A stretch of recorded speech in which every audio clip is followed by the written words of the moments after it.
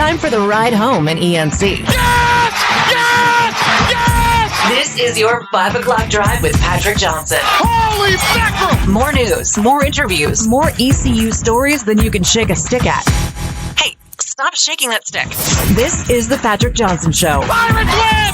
Pirates win! On 94.3 The Game. All right, hello again, everybody, and welcome to the Patrick Johnson Show on 94.3 The Game, 94.3thegame.com, IBX Media app. You can also download the show the day after on Spotify and Apple Podcast. Thanks for being with us. Great to have you here. Big show today. In the course of the hour, John Gilbert spoke earlier today on Hoist the Colors Radio. We'll extract what we feel like are some of the important points. Not going to get into all the minutia from the interview, but as it goes to the global concepts of college athletics, which we cover, some things from there that Pilk has pulled that we should find interesting. Also, over the weekend, it looked like the Protect College Sports Act was on its way to the Senate for a vote and possible approval, which then would have sent it back to the House. And assuming it would have passed the House in its current form, it would have then gone to the desk of President Trump, who said he would sign it in its current form. What we are kind of running into now and looking at now is they never got around to voting for it before they left town. So Jesse Dougherty, who is formerly of the Washington Post and now has his own site and Substack location where he writes, and is also with another organization covering this particular topic, will be on with us. Philip the Ref Pilkington is here. Pilk, that guy was on Feinbaum yesterday. Wow. So before you go saying, who did we get? We got some slap out of left field. He took a big step down. I'll admit this. Feinbohr, the great P-Man. That's a big step down, but he's still on the show today. Yeah. To explain why this didn't happen. And I really want to know what the fate of this is, because all of a sudden, Pilk, last week, the SEC, so everybody cheats, and the Board 10 got involved in this. They got on board after pushing back against it. So we're going to talk to Jesse Dougherty. He's going to give us the 411 on why all of this went down. So that's the beautiful thing that's going on today. We're going to do a top 5. We have a lot to get to. We shouldn't dilly-dally. Great to have Mary with us today, one of our staffers. Do it live! And we are doing it live here for you on this hot as Hades Friday. It is blazing out there. Whew. Hot as Hades Tuesday, buddy. I wish it was Friday. Is it Tuesday? Yeah. Did I say Friday? It's a Tuesday, isn't it? God, I wish it were a Friday. Actually, I don't. We had a great show yesterday. Is it Tuesday or is it Wednesday? I don't even know. It's Tuesday. Okay. Here's the problem. Adam's saying Tuesday. Adam, how many people do we have? We have a staff today on the Patrick We do. Johnson? We got a full-on Did somebody mix up their time? Did people mix up their times? Nope. We usually don't have a staff at 5 o'clock. We kind of have, it's you and me. And they didn't have to be at practice at 8 a.m. this morning like they did yesterday, so I didn't cut them loose. All right. Do it live! That's the beauty of doing it live. I thought Igo had the staff. I thought that was the show that had the staff. But we've got one. Okay, good. Good. Hey, look, I shouldn't complain. Beggars should not be choosers. So we got Adam and Mary. Is that right? Correct. Sounds like a couple of sitcom characters there. All right, let's do the top 5 at 5 here on the Patrick Johnson Show. The top handful of topics in the world of sports and around Pirate Nation. Hit it. This may very well be our last mission. Let's make it count. This is the Patrick Johnson Show on 94.3 The Game. It's impossible. Now some stories you may have heard or catch it for the first time. This is your 5 at 5 with the P-Man. What would have been nice, Bill? Number 1. No. Hang on. What's that? What would have been nice is if I had, I've got a beverage, but it got a little warm. I should have had a cool, crisp, refreshing beverage. By the way, we've got some new numbers there to mix it up, but I almost think we got to go back to this for the first one. Number 1. It's kind of grandiose. It is. There is something special about it. Just put them on a rotator, but that's a good one to go. All right, what is the first topic on? And in case you're new to the show, the hashtag top 5 at 5 are the top 5 sports stories and maybe even pop culture stories. Oh, we're double sourcing. Thank you, John. Pilk, we're double sourcing. I fixed it already. Okay. Thank you, John. Appreciate you letting us know. All right. There we go. Always anonymous text line. Top 5 stories from the world of sports and maybe even a little pop culture, depending on our mood. What is the first story today on the top 5 at 5 for the listening audience? Number 1, today, the Pirate football team had their first day in full pads. Yesterday, Blake Harrell, the head coach, was asked about what he expected to see from his team, what he was most looking at today in their first day in full pads. Is their tackling. I just think, like, when you're a thud, you can get some good tackles in there, square guys up. But if you're reaching from the side, we talked to our guys about safety and practicing like pros and keeping guys off the ground and making sure we get good reps in. And then all of a sudden you get tired in practice and just kind of lean on guys instead of bending your knees and being explosive. So we got to continue to do that on both sides of football. Up front, I think we just kind of lean at the end of practice. So we got to come out of our knees and be explosive there. And same thing defensively is let our hips loose and go tackle. I think it's when you separate the men from the boys is right now. Oh yeah. This is when you find out who wants to play ball. When it's 100 degrees outside and you've strapped on the full pads for the first time. I think Blake, when we talked to him yesterday, and by the way, you can revisit that on YouTube, Facebook, or the IBX Media app, wherever you download your favorite podcast, the video and the audio form. I think, Pilk, that a lot of people, or Blake Harrell, I should say, he was sort of gleeful yesterday. Yeah. When he was talking about these guys hitting. He seemed a little gleeful when we had him on the phone yesterday. Nothing like the first day in full pads, baby. I know everybody loves August 1st. August 1st is great. But man, I love that first hit day. First hit day is good. Next. Number 2. Number That's 2. Can't That get rid is. of that one. Gotta keep that one. We are. Number 2, just a couple interesting things out of camp yesterday. Mike McDaniel, the offense coordinator for the Los Angeles Chargers, was asked about the running backs room. He mentioned that all 3 guys are expected to see playing time. He said he cannot tell us which games. He expects more guys. That is Keaton Mitchell, Kaimi Valdell, and Omarion Hampton. He did mention all 3 by name. And then he said it's going to come down to circumstances and opponent. But he expects all 3 guys to see a significant amount of playing time this year. And how'd you like? Sorry. Yeah, let's talk about this, and I'll do my second NFL one. Sorry. Oh, okay. All right. No, so we can go ahead and talk about it. Yeah. I thought we had a cut for the. No, segment. we don't. How'd you like to be Mike? How'd you like to be McDonald? McDaniel. How'd you like to be McDaniel? And you've gone from a quarterback who can't stay unconcussed to an offense that has Omarion Hampton and Keaton Mitchell in it as options. Here's the other thing, and this applies to both guys. Can they stay healthy? Yep. That's the big thing. Can both those guys stay healthy for the Rams? And if they can, I don't think McDaniel's a bad play caller, is he, Pilk? That's never really been in question. I mean, his offensive style was questioned, but I think it was just due to his personnel. I think he actually calls the right plays at the right time. But we're going to see. Now that he's got a quarterback who can actually throw the ball from the pocket. Got a quarterback. He's got a couple of running backs. They got some offensive weapons. What's the other part you were going to talk about here? Kind of a 2B? Yeah, a little 2B Savant Revel today in a joint practice with the Los Angeles Rams. Knocked 2 passes away, one inside the on a goal-to-go situation, and another one where Puka Nacua had originally ran past him and he had a step on him. They said he caught back up to Puka and knocked the ball away. Also had quite the hit which on a Rams running back, which resulted in a fumble. A lot of stuff going on there. All right, good to hear. Let's do the next one, which is some more. Pirates in the Pro. And by the way, let's put a plug out right now for the pod. Yeah.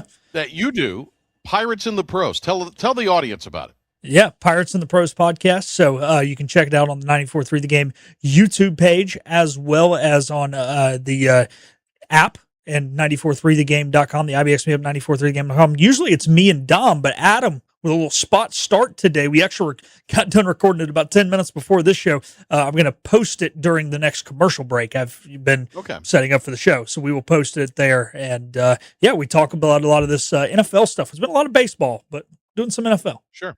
And you guys started that over the summer, right? Correct. I would keep it rolling all year. I think that's got a great concept to it. I think so. Yeah. All that's right. the plan. Next. Number 3, you can be down with me. Number 3, speaking of Pirates and the pros, we're going to go over to the baseball side of things.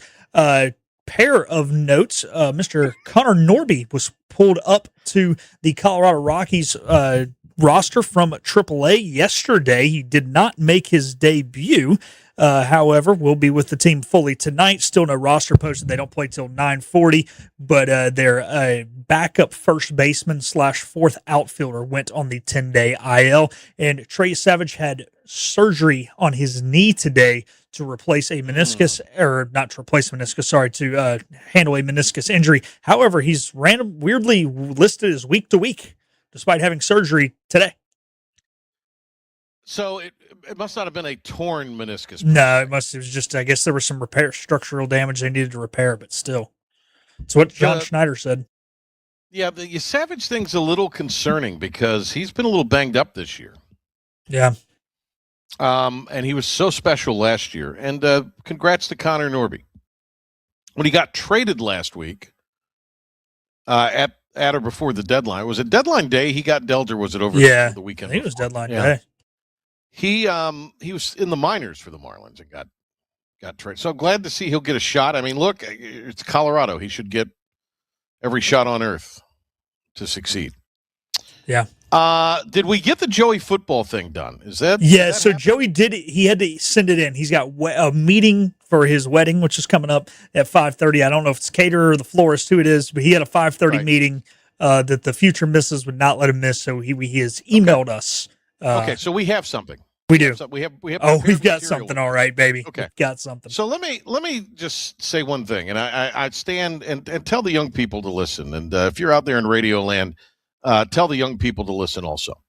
And Pilk, I've said this before on the show. I will say it again. And this is, look, I'm very happy for Joey Football. He's engaged. He's got seems like a lovely lady that he's engaged to. I've only met her once, but she seemed to be really sweet and genuine. And we know Joey Football, Joe Sampson's a great guy. I will never discourage anybody from getting engaged and getting married, but I'm not going to encourage them.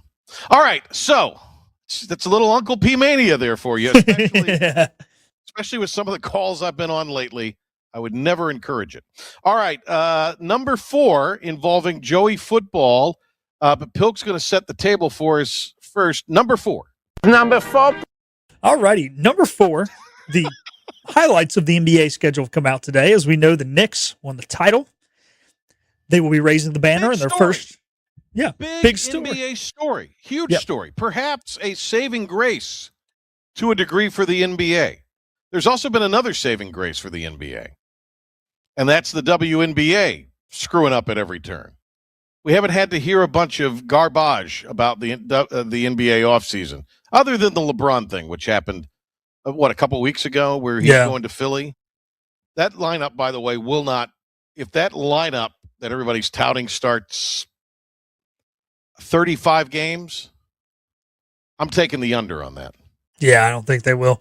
But they will be starting. That lineup will be the team starting against the Knicks. So on Knicks banner raising night, we will not be talking about the Knicks. Opening night for the Knicks at home.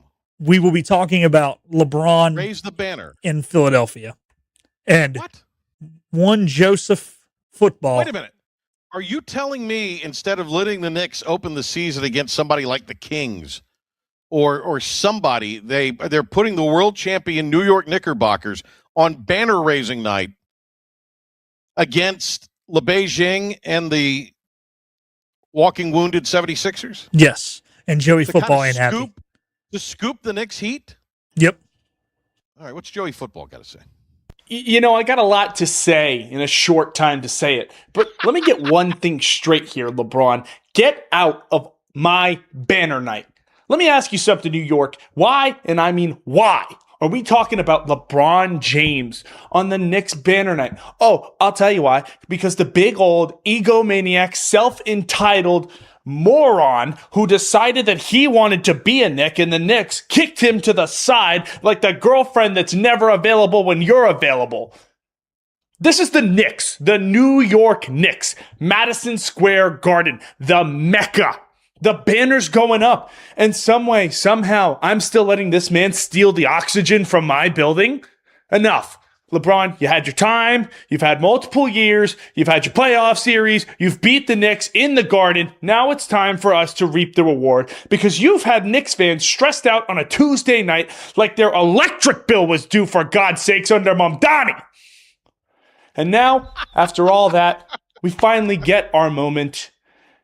And there you are standing there like an ex at a wedding reception. This is ridiculous. Who invited you? We spent years watching you walk into Madison Square Garden and treat it like your own personal IMAX theater because here comes LeBron James and we're getting the front row experience. No. 35 points, 40 points, game winner. It doesn't matter because Jalen Brunson has brought the Knicks a championship. And now Knicks fans are no longer leaving the Garden looking like they just got robbed on the subway. Because you want to watch us celebrate it? Oh, I love it. I absolutely love it. Because it feels like exactly what I want it to. You wanted us. But we didn't want you, LeBron. We didn't want you. We didn't need you. Wait a minute. We don't need you. We'll never need you. And that's the difference, LeBron, is you needed us more than we needed you because you're 42, still chasing a ring and chasing a ghost of a player who hasn't played for 35 years. And the last time he did, he suited up for the Wizards and you go to Philadelphia? I mean, this is ridiculous, LeBron. Look at yourself in the mirror for a second, because the only thing you're going to see is glistening off your bald head when the New York Knicks come out and the lights drop and the banner goes up 53 years in the making. Because you get to watch. You're on the outside of the club looking in for the first time in your life. Tell me how the velour rope feels on the other side, LeBron. Because you are not the main character on banner night. The New York Knicks are. That Never was lost for awesome. words, Joey Football. That was great. That was good. You could do talkbacks on the app, and you could have your own rant like Joey Football about whatever you want to rant about. All right, let's do the last one here. We got our guests ready to go. Number 5, right? All righty, here we Right go. here. Number 5, Stephanie White, the coach of the Indiana Fever. We'll hear the soundbite and then kind of make our point here. So essentially, she was trying to talk around the saying the other day, I didn't think when the player bloodied the lip of one of our stars that it was an intentional type of foul, a flagrant foul. Yeah. Basically defending the opponent who almost decapitated one of your star players. There are a lot of folks out there who want to create more challenges for us, and in our locker room we do a really good job of keeping that outside the locker room and pulling for one another. I mean, you guys see it. The vibes are always pretty good in here. I'm proud of them for that, and I think, outside of even just the sport and outside of the job, it serves great life lessons for us as well. Together, then why don't you defend your freaking player when she gets decapitated? We're all together. We've got a great vibe. No, you don't. You're a moron. So the WNBA's talking point right now is, we never made it political. It's all these outside influences that have made it. That's the talking point. That's the media talking point. That's Sue Bird on that Peacock studio show. They literally that's the wore talking point now. This Harris isn't their fault. T-shirts This is our fault. during pregame Right. warm-ups. They also wore other things. BLM, they wore all that stuff. But we, the observers, the people that just started watching your little viewed product until the last 3 years, we are the problem.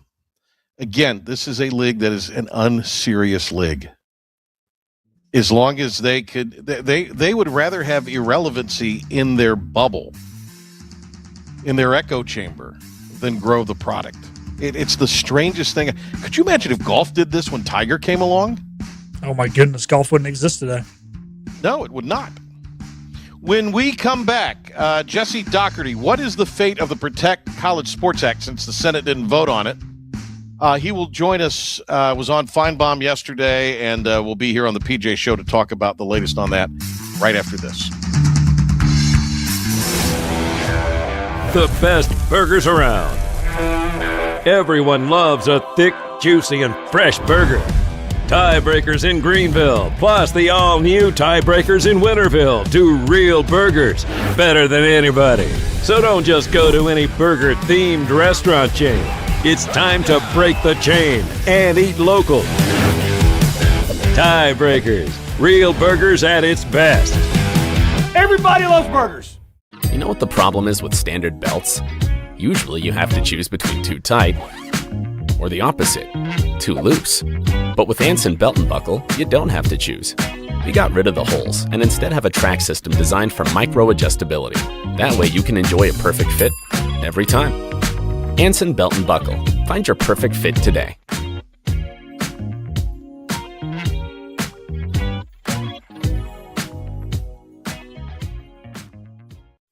Healthwise Pharmacy rounds the bases with all of your infusion, retail, compounding, and medical equipment needs. Locally owned and operated by pharmacist Marcy Parker, Healthwise has grown to be your most trusted provider for infusion services. Currently providing in-home or on-site infusions in North Carolina, South Carolina, and Virginia. Visit Healthwise Pharmacy at 615B South Memorial Drive or call 252-295-0059 to speak to a patient service representative to find the option that best suits your needs. In this age of globalization, we've learned that bigger isn't always better. Ever tried to get phone help from a big corporation from a real person? Right. That's what's so nice about Phelps Chevrolet. After more than 50 years serving our community, Phelps remains family-owned and operated. Mike, Daryl, Wave, West, Alan, and Clay deliver hometown service and integrity, same as always. They share your experience, they share your values, and they are ready to help with any motoring need. Come get you one.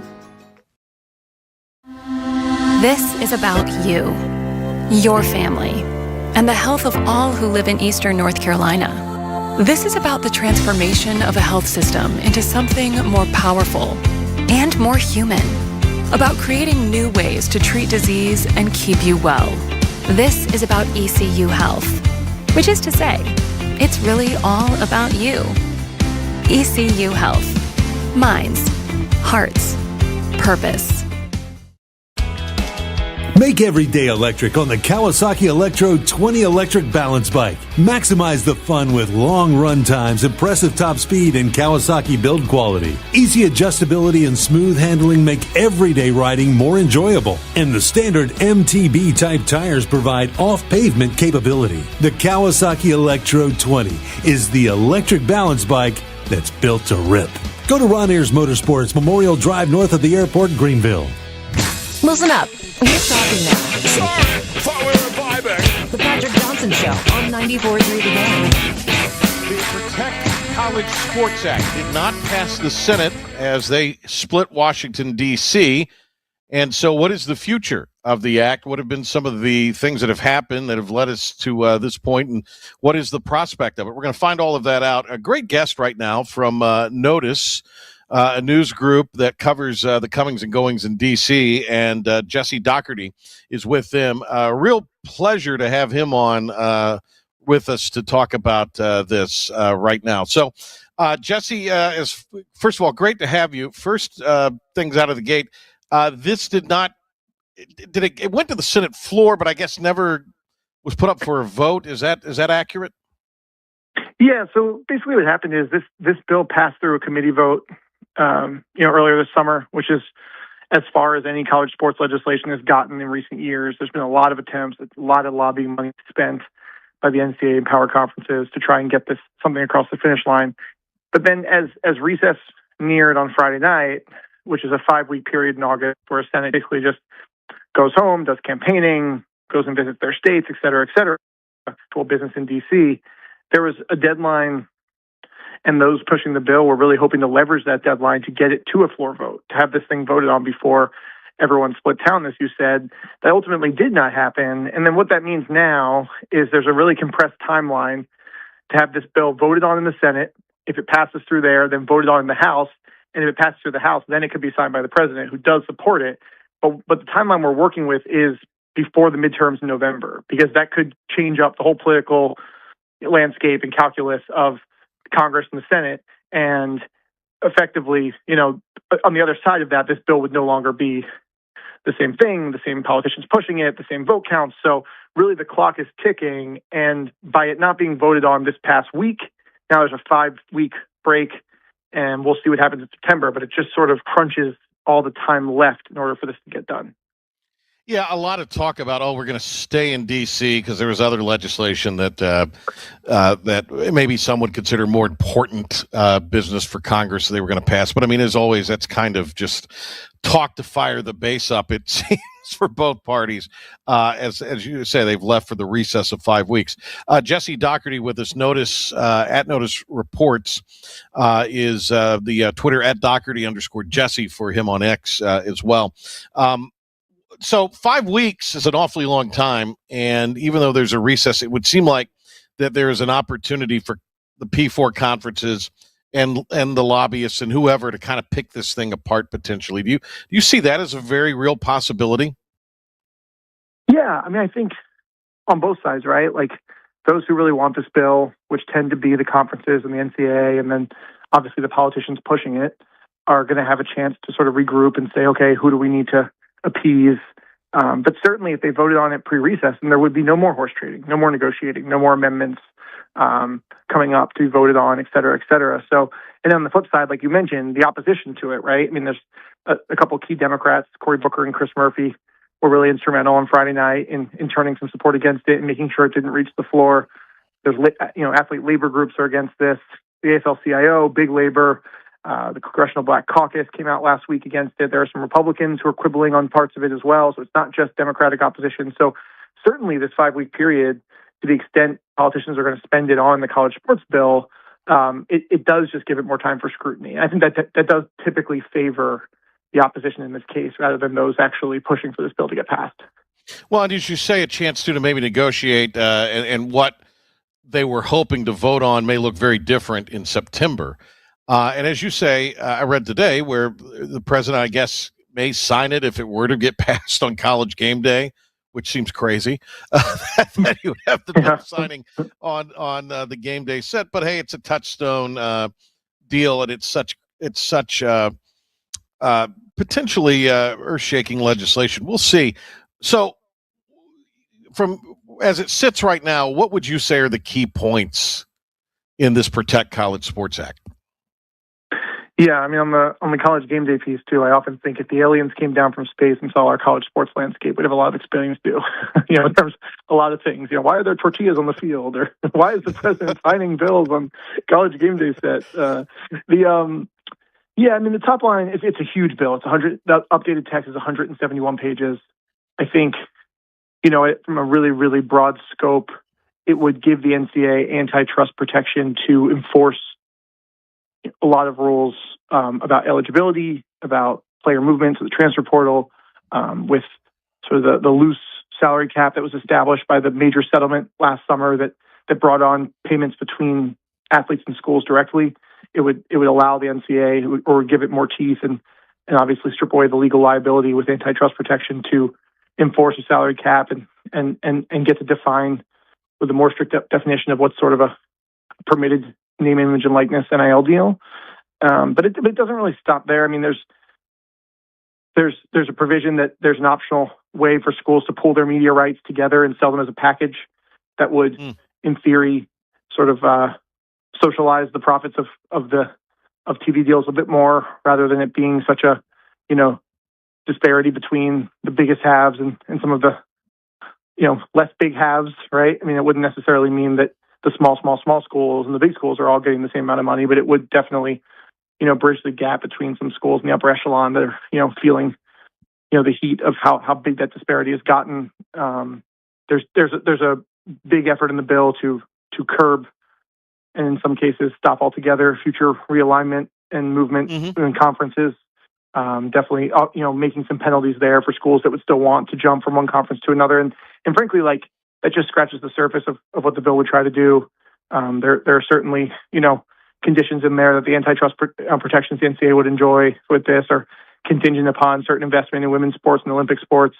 And roster spots in those sports. So it's sprawling, and frankly, that's one of the reasons why we've seen it have trouble, especially as the rubber hit the road last week, because it is so sprawling, and that gives a lot of ins for people to poke holes in it on both sides of the aisle and from a lot of outside groups. And I think the skinnier you are is obviously, the harder it is to sort of find ways in to attack. But these big sprawling college sports bills have had difficulty getting passed, I think, for that reason, and they just try to do a lot with one swing.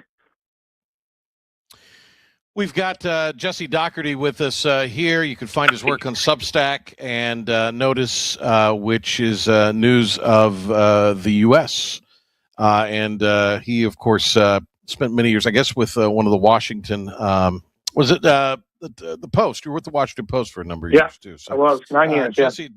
Oh gosh, Jesse's been through it.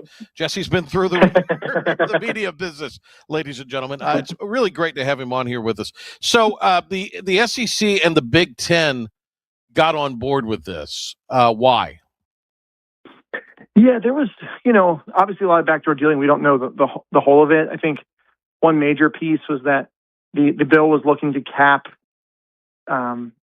spending at a specific number that was again in line with the House settlement from last summer. And the SEC and Big Ten were interested in there being sort of an additional retention fund on top of that. So, a fund for $22.5 million per year. It can go up to $27.5 million if you use it on female athletes and Olympic sports athletes. But basically that money is put aside for keeping your players on campus. So it's sort of a provision that kind of allows, baked in above the cap spending, so to speak, to kind of use pro sports terms. And they were really interested in that because they want to the best of their ability, have their schools maintain their financial advantage over other schools within the confines of there being sort of capped earnings and in a system in which compensation is regulated, by a set number. So that was one thing. I mean, there was definitely a lot of quibbling over multimedia right companies. We hear Learfield and Playfly and their role in NIL and whether schools could use them to sort of circumvent the cap and do NIL deals with their players. And there certainly seems like there's a big interest among conferences to limit that kind of NIL deal in the future or eliminate it altogether. So definitely a lot of horse trading on sort of issues like that. I mean, the expansion question is certainly big for them too, but the compensation piece I think was really big and figuring out a way to both sort of regulate the market, but also make sure that those schools don't lose at least the entirety of the advantage they've built up. Jesse, what is the wording or provision where where I guess there's a 5-year penalty? You have to be independent, I'm assuming, in football, maybe in everything, if you were to jump from one P4 to another conference. But is there some kind of window in that where people would be able to have a little more freedom of movement? Or is that one of the points that may still be hammered out? You read the royal we, or you read so many things on the internet that you try to kind of keep up. But what from the best of your understanding is the solidity, is the solid point on that, or kind of the hard so it's point? Yeah, no, it's a good question. I mean, so Ashley Moody, a senator from Florida, introduced an amendment pretty late in the game last week that would basically establish a window after the bill is enacted where schools could move between conferences and not incur that 5-year independent penalty. So basically sort of giving a realignment window, which, as we know, based on past experiences, could be really hectic. But I think at first, and this was my sort of initial understanding as well, and I've since learned more about it, was it sort of read as, giving big Florida schools like Florida State and Miami a chance, at least after the bill, is to explore their options of potentially going from the ACC to somewhere bigger. Obviously, think Big Ten, SEC. But I think there's also a flip side of that too, which is schools like USF, maybe that are in the top of that group of 5 echelon, would maybe want to explore a jump to the P4 at that point too. So I don't think it just applies to the biggest schools in Florida. I think it's across the board. If everyone always has their eyes on the next rung, Moody clearly wanted to give the schools in her state the ability to have those conversations and not just be, stunted right the day the bill was signed, and not have those stunted and sort of put into the pile of schools that would have to wait a half decade as an independent before making that switch. Jesse, would Notre Dame, since they're kind of the white whale in this and already an independent in football, if let's just say there was the penalty of 5 years, could they just automatically join? We know they're not, but just theoretically, could they automatically join a conference without any sort of penalty. Yeah, I would have to check in on that because I think obviously that part of the bill is being hammered out still, and I believe it's moving one conference to another. But yeah, I need to definitely familiarize myself with Notre Dame and UConn, how that would affect them. It ain't going to happen with Notre Dame, Jesse. So don't waste your time. But, I mean, they've got the sweetheart deal. Why would they? So, Jesse Dougherty with us here. So we're in ACC country. We, of course, are in the same city as East Carolina. You've mentioned before we went on, you have some family that root for Tulane, and you mentioned USF there. So we keep a real keen eye on this. This is an interesting topic for our listeners and for us here at the station as well. How does the ACC feel about this, generally speaking, or ACC schools? I guess with the Moody provision, Florida State and Clemson are probably feeling pretty good about it. Miami also, maybe North Carolina and Virginia even. But has there been any kind of read that you've been able to get from the ACC side of things, or is this more you're just kind of following the lawmaker end of it and really keeping more of an eye on that? I mean, I think the ACC has certainly been a school that's super interested in this bill. I mean, they've really wanted it, and at a conference level. I mean, and one example of that is that Syracuse, and which is my alma mater. Maybe maybe my algorithm on the internet is a bit more tuned to what's going on there, but they've sent coaches and athletes and administrators to the Hill a lot in recent months to lobby for this, and they're obviously an ACC school, so that wouldn't happen without. Typically, that wouldn't happen without coordination with the conference office. And, I do think that in the past, we've seen the ACC, Big 12, SEC, and Big 10, and Pac-12 to a certain degree link arms on Capitol Hill and do a lot of media together and work with similar communications firms and lobbying firms on this bill, particularly with the pooling of the media rights and some of the other provisions that maybe are designed to level the playing field at that P4 level to a degree. I think there's been a bit of a split where the Big 12 and ACC are probably more in the same bucket. And we saw last week, or 2 weeks ago rather, that the Big 10 and SEC were kind of holding out together and putting out a joint statement once they had flipped their, from disapproval to approval. And so there is a bit of a divide there. But the ACC, I think, has been, throughout really consistent on, being very interested in this bill and being big proponents of it passing.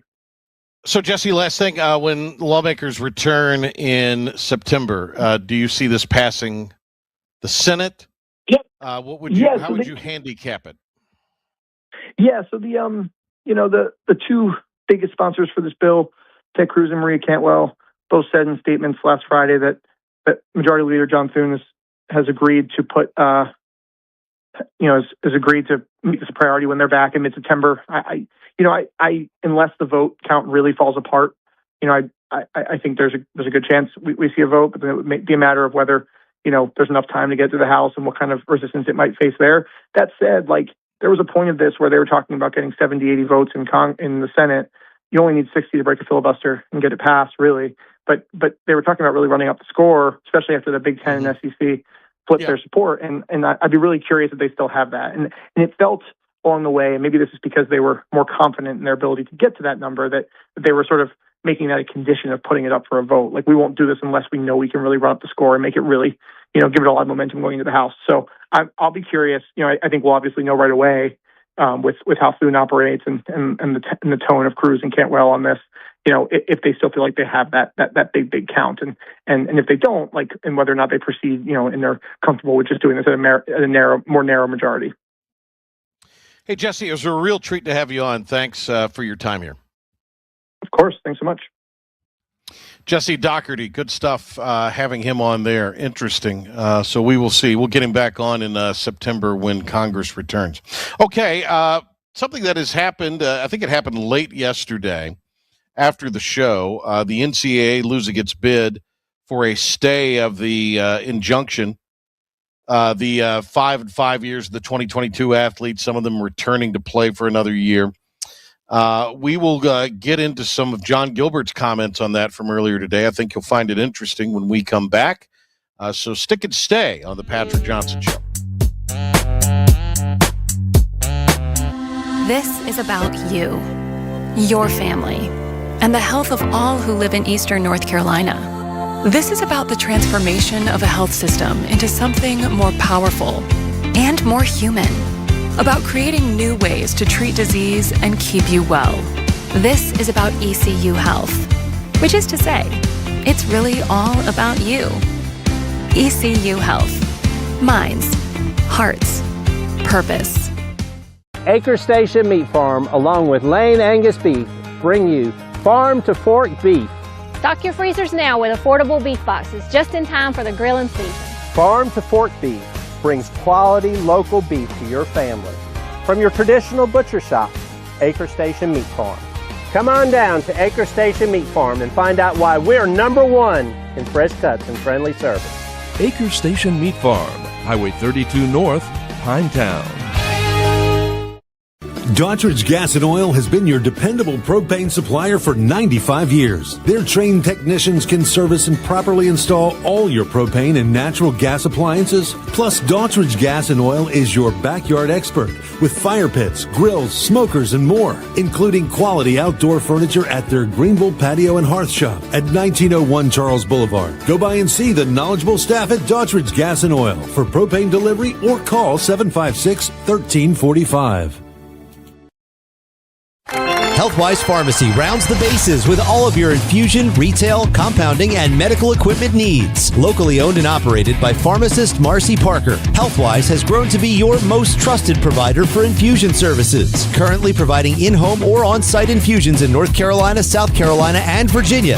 Visit Healthwise Pharmacy at 615B South Memorial Drive or call 252-295-0059 to speak to a patient service representative to find the option that best suits your needs.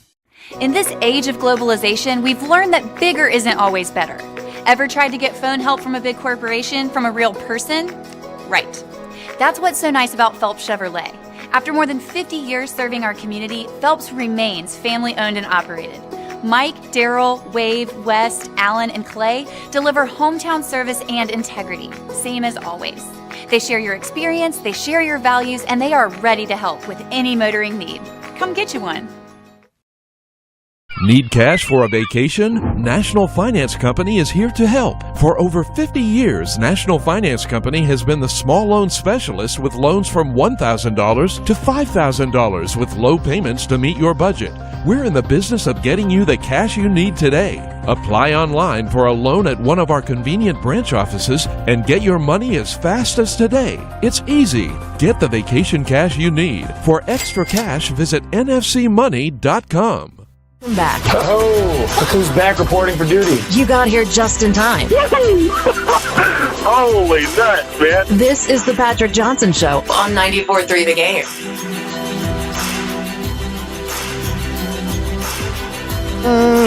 Do we have one more thing, Bilk, or do we have an element for this little segment that we didn't get to the top 5 of 5 with our guest?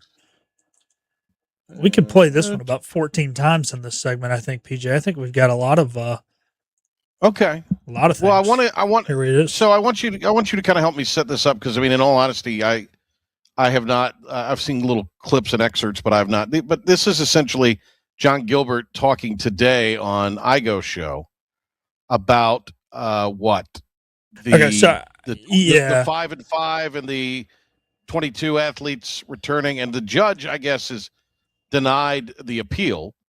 So this looks like this is happening based on that Florida judge's decision last week. So let's play the little element here because we're a highly produced operation here. Here are some stories we didn't get to today. All righty. So we get it. We actually got a few. By the way, $1 million damn dollars. That little open right there. $1 million damn dollars. That's how much it cost. We get a few different sound bites from John here. 2 are actually on scheduling. One about basketball, one about football. But the first one, the one that PJ was talking about. I'd rather hear about the 22 thing. I mean, I don't. I'm just letting you know we got other. I'm just letting you know we got other stuff if you need to. Maybe we could do that another time. Yeah, to me, this is more interesting than those, and those are important points. I don't want to disregard that, but I think this is a little more topical because there's some real world decisions that have to be made apparently now. But anyway, hit it. All right, you want to? Okay, well, setting up. This is his thought about on how ECU is approaching this at the current stage, based off the information they have, what the direction of the Pirates is. We're going to make the best decision for our program at the right time. I can assure you that it's not anything that we're, holding a hand up going, hey, we don't want you. We do want our players that can return. We'll let our coaches make the decision at the right time. So a couple things here, and I don't want to accuse anything of skullduggery, and the thing that I laugh at oftentimes, and not that I know everything, but we're privy to a lot of information. I'm privy to more information sometimes than I even want to. I'm not just talking sport. I'm talking political stuff, just more stuff than I really want to know. But if you're going to do this, you kind of have to have those conversations with people. And I love our chancellor. I think he's fantastic. But he was on the committee, if I'm not mistaken, and Pilk, correct me if I'm wrong or if I don't say anything correct on this or right on this, that kind of was overseeing this for the NCAA. And the NCAA's stance on this judge's decision originally was, we're going to appeal it because this could really wreak havoc on rosters that are already set in a lot of cases. Is that an accurate statement from the NCAA's point? Okay. Yeah. And I'm not saying I would never want to put question or words in Chancellor Rogers' mouth that he didn't speak or thoughts that he doesn't believe, but being on that board, he has an obligation to that board. So he has to kind of, what's the best thing for the organization and the board you're on? And so the NCAA, based, I would assume, on what that board had to say, and other stakeholders. You like that word, don't you? There you go. That's one of those modern day terms as far as offices go. Synergy, stakeholders. They appealed. And of course, the judge has denied the appeal. So there's that aspect. And so I can understand East Carolina, with the leader of the frickin' university on the board of the NCAA, didn't want to get ahead of the skis. And nor should they have. And I'm not saying that the chancellor is against this, but he was on a board of an organization that appealed this decision. So it would have been it put coaches and put John in a tough position. And I'm not saying it was done intentionally.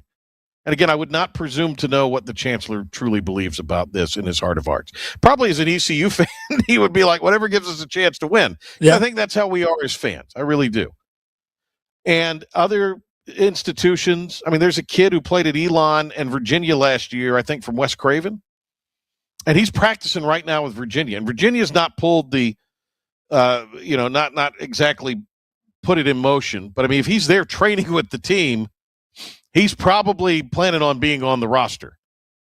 Classes start on Monday. So you've got to, if this is going to happen, especially with football, you got to get those guys in. And plus, they have to have a certain amount of practices before they could play. And again, even if I wouldn't expect any three of them. Who are we talking about here? J.D. Lampley, Marlon Gunn Jr., and Danka, Sam Danka? Yeah. I wouldn't expect any of them to play a ton of plays. But if they're going to play 15 snaps or 10 snaps, which they could be impactful, those guys can in any amount of snaps. Yeah. Because that's how good they are, especially J.D. Lampley. But they've got to have some. So I do think, hit that cut one more time. Let me listen to it because I like to listen to what, between the lines, a lot of what these guys say and ladies say.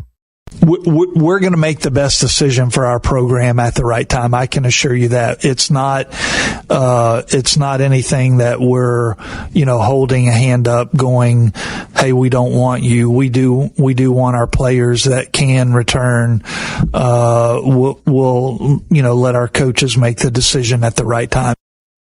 So that's up to the coaches. And the thing you do have to consider, And I think Blake Harrell will do this. He'll go to his captains. He'll go to his, the council, the leadership council, and they'll probably have a say in this. And I was sure those guys would want those guys back. I would assume. Yeah. But I mean, I talked to another coach today who has a player that could have come back in the player, totally different sport. Apparently, he's not going to come back. And this player was a good player. This player had a really fantastic season, but they aren't interested in coming back. But there are other players that graduated who are looking for the loopholes because they want to play one more year. I mean, Pilk, we hear all about your exploits as a tremendous high school athlete. You'd love to play one more game. I'd give anything to play one more game, man. Anybody would.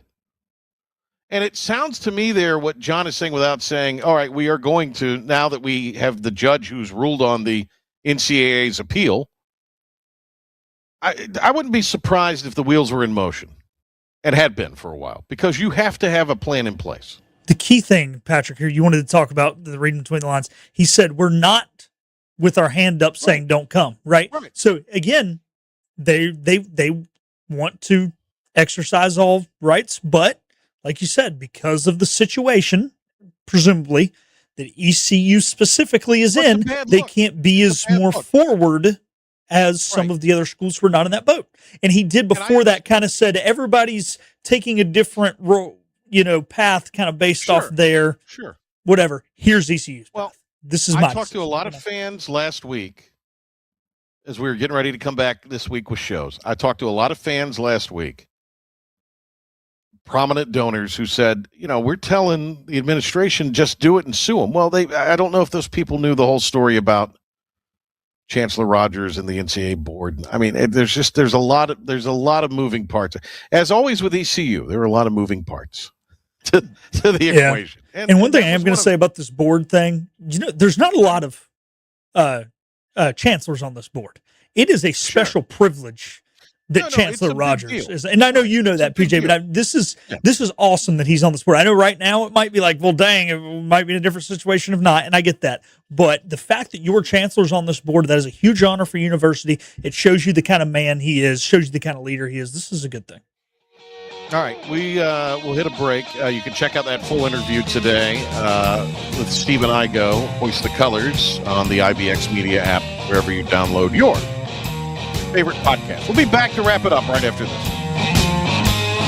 The power of savings is yours at Greenville Toyota, with powerful deals on our huge selection of new Toyotas, like a Camry, $229 a month, or the all-new RAV4, $279. Don't miss the power of savings at Greenville Toyota.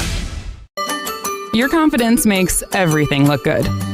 You see the world in vivid color, not black and white. Swing through your neighborhood Fantastic Sam's Cut in Color, and let our experienced stylists take you from everyday to extraordinary. Fantastic Sam's hair salons are locally owned and operated. Our full-service salons are conveniently located in Goldsboro, Kinston, Greenville, New Bern, Jacksonville, and Calabash. Stop in today at Fantastic Sam's, where the possibilities are endless. Healthwise Pharmacy rounds the bases with all of your infusion, retail, compounding, and medical equipment needs. Locally owned and operated by pharmacist Marcy Parker, Healthwise has grown to be your most trusted provider for infusion services. Currently providing in-home or on-site infusions in North Carolina, South Carolina, and Virginia. Visit Healthwise Pharmacy at 615B South Memorial Drive or call 252-295-0059 to speak to a patient service representative to find the option that best suits your needs. Visit Larry's Steakhouse for a tender, hand-cut certified Angus ribeye. Other entrees include perfectly seasoned pork chops, chicken, or seafood favorites like shrimp, tuna, and salmon. Complement your meal with Larry's fresh 20-plus item salad bar, or enjoy it as an all-you-can-eat entree. Daily rotating favorites include meatloaf, chicken pastry, hamburger steak, spaghetti, pork chops, and more, all complemented with your favorite country sides. Whether it's for lunch, dinner, or our Sunday brunch, remember to support and eat local. Larry's Steakhouse. Make every day electric on the Kawasaki Electro 20 electric balance bike. Maximize the fun with long run times, impressive top speed, and Kawasaki build quality. Easy adjustability and smooth handling make everyday riding more enjoyable. And the standard MTB type tires provide off-pavement capability. The Kawasaki Electro 20 is the electric balance bike that's built to rip. Go to Ron Ayers Motorsports, Memorial Drive north of the airport, Greenville. The hunting and fishing event of the summer comes to the Greenville Convention Center, July 11th and 12th, bringing together the best hunting and fishing vendors, outfitters, and fishing experts, all under one roof. Special free events, including a mountain trout pond, indoor archery range, offshore fishing experience, interactive duck blind, and free seminars. Don't miss it. The Mid-Atlantic Hunting and Fishing Expo is July 11th and 12th. With new Toyota trucks from $259 a month, you've got the power of savings at Greenville Toyota. Drive Tacoma's $259 a month or Tundra's only $399 a month at Greenville Toyota, where our volume saves you money. And now, the stunning conclusion. Why is everyone screaming? On 94.3 The Game. All right, just got word our old buddy Dickie Carrata is going to be in Greenville at Chico's on Sunday for a book signing of his book, I Am a Pirate. So that is coming up 5 to 7. Let's see if we can get old Dickie on and have him talk to us this week. We'll work on that. But our buddy Dick Carrata and his book about his time as a football and baseball player at East Carolina, I Am a Pirate.